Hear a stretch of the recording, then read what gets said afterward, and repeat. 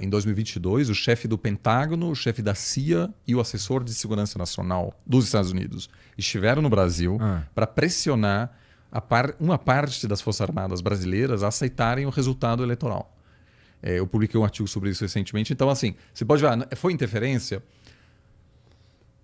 E certamente houve uma tentativa americana de garantir que as Forças Armadas respeitassem o resultado, porque os Estados Unidos se preocupavam naquele momento com uma ruptura democrática no Brasil, que poderia causar uma situação meio caótica na América Latina e produzir, aliás, indiretamente, uma onda de aumentar ainda mais o número de imigrantes latino-americanos para os Estados Unidos. E foi por isso que o Biden tirou as sanções econômicas contra a Venezuela, não porque ele acha que o Maduro é um democrata, porque antes das eleições ele quer convencer o máximo de venezuelanos a ficarem na Venezuela, porque a chegada de latino-americanos à fronteira é o grande drama dele que pode afetar a taxa de aprovação. Então, assim, essa conferência em Munique foi muito sobre o futuro da Europa, como a Europa consegue se transformar pode desenvolver a capacidade militar de não depender mais dos Estados Unidos, de ter a capacidade militar de conseguir se defender contra os russos, que podem ganhar a guerra na Ucrânia, Eu tenho uma viagem planejada para Kiev em junho e eu, obviamente, estou olhando assim. Estão caindo mísseis né? todo dia. E o que tem O que tu vai fazer lá, cara? Cara, a gente precisa falar com todo mundo, a gente precisa ter conversas com os principais atores. E a Ucrânia hoje é um país que... Ou seja, desfecho desse conflito terá amplas consequências geopolíticas. Então eu preciso estar lá, eu preciso ter os mesmos contatos que eu desenvolvi ao longo de muitos anos na Rússia. Entendi. Né? Eu preciso estar lá para poder fazer uma avaliação. Meu ponto em ir para Kiev é só que cai bomba lá, meu irmão. Então, pois é. Então, o que a Ucrânia tem? Ela tem uma capacidade de abater os mísseis. Então, se você baixa um aplicativo e aí você geralmente tem 8 a 10 minutos para descer, quando você está lá no hotel, para o bunker e esperar lá. E a maioria dos mísseis acaba sendo abatido pelo sistema de defesa. O problema é que agora a Ucrânia está ficando sem munição. Porque cada vez que você precisar abater um míssil, você gasta, obviamente. Tem um custo enorme. E às vezes chegam 20 mísseis ao mesmo tempo e você consegue abater 17. Mas mesmo abatendo os 20, o míssil vai cair, né? Ele não vai ter o mesmo impacto, mas ele pode matar gente. Então, assim, não é uma viagem confortável. Você precisa de trem, porque o espaço aéreo sobre a Ucrânia está fechado. Então, você vai para a fronteira da Polônia com a Ucrânia. De lá, você pega um trem de 10 horas para Kiev. Enfim. Eu estive na Polônia, deve ter... Isso, eu vi, sim. Sim. De lá, você poderia ter visitado a Ucrânia. Melhor não, né? Pois é. Você tem filho, né? Então. E, pô, estando lá, a primeira coisa que a gente fez lá, olha que interessante. Acho que a gente não conversou sobre isso ainda. Eu cheguei na Polônia no dia seguinte, de manhã, às 7 horas da manhã, a gente estava em alguma coisa do governo. Não sei direito o que era, mas era alguma coisa do governo. E era o departamento do governo que estava falando com a gente. Era alguma coisa que tinha a ver com comunicação.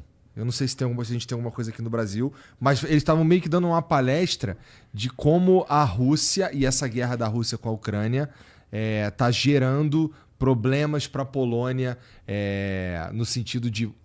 A maior parte da palestra dos caras foi sobre... Olha como a Rússia inventa fake news sobre nós. Claro. E aí, assim, demonstrando sites falsos que parecem muito verdadeiros, sabe? Bem feitos, sabe? A coisa, tipo, você clica aqui, você de fato vai pro site do BBC. Só a notícia que é falsa. Claro. Tá ligado? Claro. Documentos que são... eles têm toda a cara de documento oficial. E um detalhe, só quem manja de como é um documento oficial polonês percebe que aquele troço ali é falsificado, sabe qual é? E que eles estavam sendo bombardeados. Tava rolando uma parada dessa para impedir dos objetivos que eles identificaram, que os poloneses identificaram, era que a Rússia estava tentando fazer com que os ucranianos não tentassem fugir para a Polônia, porque inventando que os poloneses estavam repelindo as pessoas que tentavam chegar Sim. da Ucrânia, né, para lá. Então foi interessante, eu fiquei, sim. nossa, cara. Os russos... É uma questão. Primeiro dia, primeira sim. coisa. Não, a Polônia se sente muito ameaçada. Né? Também a Polônia, que deu muito certo economicamente falando, se integrou e realmente é um grande caso de sucesso, apesar de também muita polarização. É um tema... A Polônia é um caso interessante que polarizou-se muito, apesar de um ótimo crescimento econômico. Então, assim, uma coisa... E radicalizou, assim, sua política. Então, a gente sempre acha que instabilidade política surge em momentos de estagnação econômica. Mas o caso da Polônia mostra que, sobretudo no âmbito social, né, pensamento mais conservador e essa divisão entre as áreas rurais mais conservadoras e as áreas urbanas mais progressistas é muito visível, né, na discussão política da Polônia. Mas, claramente... A Rússia é muito sofisticada na divulgação de propaganda de informações pró-russas que muitas vezes são distribuídas de forma não tão óbvia assim. Não é uma página do governo, de uma agência de notícias da Rússia, mas é feito por meio de influencer, etc., que meio que apresenta essas informações como se fosse orgânico. E que eu acho que é muito mais sofisticado do que, por exemplo, a China. Porque a retórica chinesa... Porque daí tem uma coisa também, acho que de uma diferença cultural. E eu acompanho todos os canais de jornais chineses, inclusive jornais chineses no Ocidente. Né? Global Times, por exemplo. A retórica é tão tosca que assim, ninguém vai ler isso e falar nossa, realmente, o Xi Jinping é o cara. Tipo, é totalmente... Todas as notícias dizem que o Xi Jinping é tão sábio, não sei o quê. E aquilo... Deve ter gente que acredita, mas assim, na maioria das pessoas não... Tem uma puxação de saco exagerada ali. Muito grande, assim, muito grande. Então aquilo não funciona muito bem no Ocidente. Agora, os russos têm uma sofisticação maior, compreendem como o funcionamento de uma democracia, entendem muito bem o Ocidente. Então a capacidade de influenciar também o debate é muito maior. E funciona muito bem, obviamente, por exemplo, aqui na América Latina, é um campo muito fértil, porque como tem muito anti-americanismo, vamos dizer, a Rússia tem certas vantagens, obviamente, e divulgou-se muito. Eu, assim, entrevistei muitas pessoas durante a invasão russa à Ucrânia, aqui na América Latina, sobre o que pensam a respeito, né? E deu para perceber que muitas narrativas russas de que o Zelensky era um neonazista, etc. Que é uma coisa, vamos dizer, uma retórica russa muito comum, de chamar o outro de nazista, em parte devido à experiência traumática russa de ter derrotado a Alemanha nazista de verdade. Ou seja, tem aí isso impacta muito, isso é muito presente no discurso russo. E agora o que preocupa os bálticos, por exemplo, é que alguns políticos russos agora chamam os líderes dos países bálticos de nazistas também, que para eles já é um sinal... Essa é a primeira etapa, né? Isso aqui é complicado. Então, assim, aqui houve aí uma certa... vamos dizer, essas notícias foram,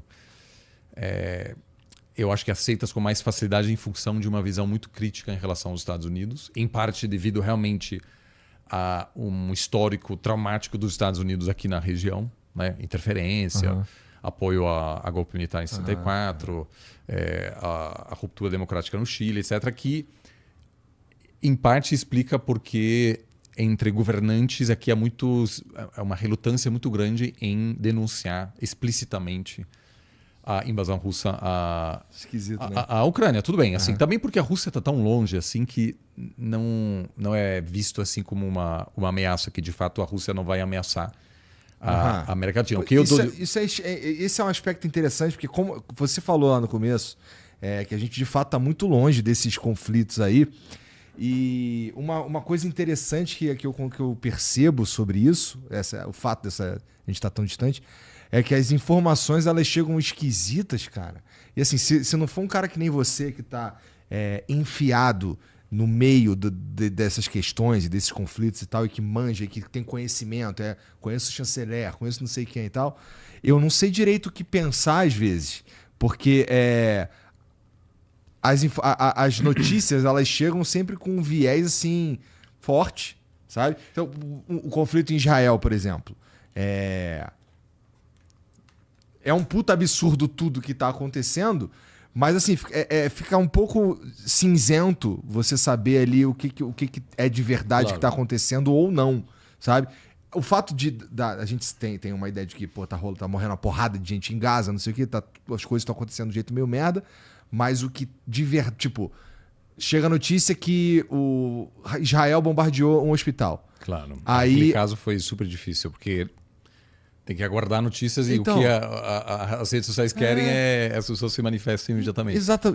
E aí a gente fica fudido. Eu fico assim, caralho, o que tá... Porque aí o Hamas fala, não, foi... o Israel fala, não, foi o Hamas que estourou isso daí pra falar que foi nós. Aí tu fica, caralho, e agora? Claro. Eu acho que assim, o mais importante, eu acho que é ter fontes múltiplas. Todos nós, a gente precisa acompanhar analistas com visões diferentes.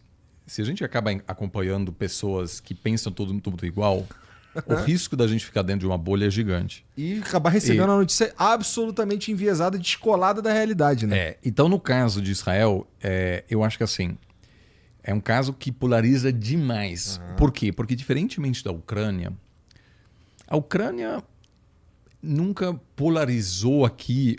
Por quê? Porque não há uma divisão clara entre esquerda e direita aqui no Brasil, quando o assunto é a Ucrânia. O Bolsonaro teve em Moscou, poucos dias antes da invasão, e meio que defendeu a Rússia. Então, se o Bolsonaro hoje fosse presidente, eu não acho que a posição brasileira seria tão diferente assim. Porque o Brasil, no fundo, tem uma postura meio multi-alinhada, não alinhada, não quer se meter demais. Precisa do fertilizante russo. Tem fertilizante de outros países, só que a Rússia vende a um desconto de 20%. Isso é uma maravilha para o Brasil. É moralmente questionável, mas, vamos dizer, todos os países atuam defendendo seus interesses específicos, mesmo se isso, às vezes, não é sempre coerente. Né? Isso faz parte, assim, eu entendo, eu acho que muito do que o Lula disse sobre a Ucrânia realmente foi... acho que ele não estava muito bem informado em relação a algumas questões, mas ninguém aqui no Brasil defende, nem eu, o Brasil impor sanções sobre a Rússia ou deixar de comprar fertilizante. Isso é uma realidade.